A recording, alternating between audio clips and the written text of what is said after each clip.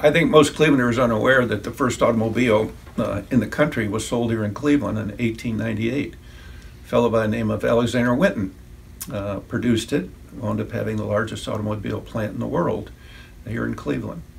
And a person from Pittsburgh came in to buy that automobile.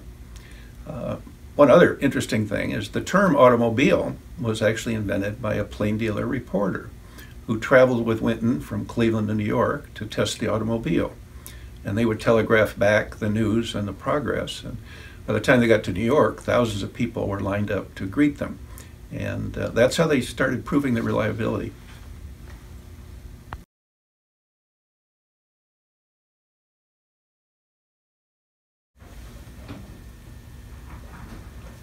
Cleveland was a great city. We hear about Millionaires Row, but one of the things that struck me is there's a little invention in Cleveland that everybody's forgotten about, and it's a candy.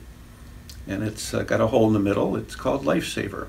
And that was invented in Cleveland, one of the top 10 brands in the world today. Clarence Crane invented that, and he migrated from Garrettsville, Ohio, to Chagrin Falls, where I live, to Cleveland. And he came up with an idea. Some suggest the hole was put in there intentionally so that if a child swallowed the candy, they could still breathe.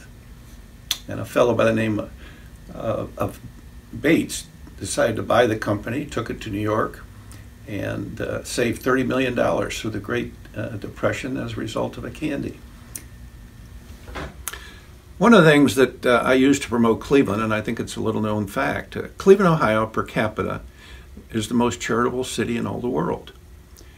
And I studied the roots, and generally the roots that came from Euclid Avenue, Millionaires Row. For those people were taught in their religion they could make as much money as they wanted, but they had to do big things with it when they were done. Thus we wound up with the Art Museum, the Cleveland Orchestra, Cleveland Clinic, University Hospital, the Girl Scouts, the Boy Scouts, the United Way, the Cleveland Foundation, the Visiting Nurses Association, and I could go on and on and on, including our park system, Rockefeller Park and the Emerald Necklace. So, to my way of thinking, why should we remember these people? Because they left us something that we enjoy, both myself, my children, and their grandchildren. They were very smart. They set up trust funds to make sure that these things would survive well into the future. And indeed they will. And it's an amazing part of Cleveland.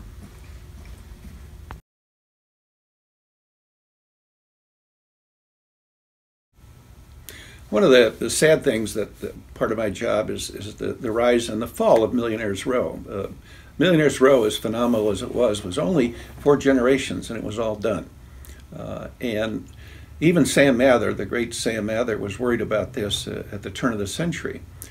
When everybody else was building up east on Euclid Avenue, Sam Mather bought a lot on East 22nd in Euclid, and he built one of the most expensive mansions at $3 million in 1908. And what he was trying to do is preserve the avenue, to try to keep people on the avenue, and he invested heavily.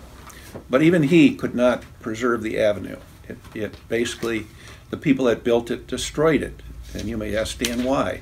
Well, they wanted their commercial entities on the avenue, and they wanted to live on the avenue. And so the avenue kept being pushed back from residential, from Public Square to East 9th to East 20th. Commercial kept overtaking the residences, and the residents kept moving farther and farther out. Well, eventually commercial took over, and what that did is it skyrocketed the property tax, so that the relatives inheriting the mansions could no longer afford them, and the property was so valuable. At some point it was over $1,000 a foot of frontage on Euclid Avenue. So when you have multiple children and the mansion is obsolete, they began selling them and thus tearing them down. And so out of 250, we have 4 left.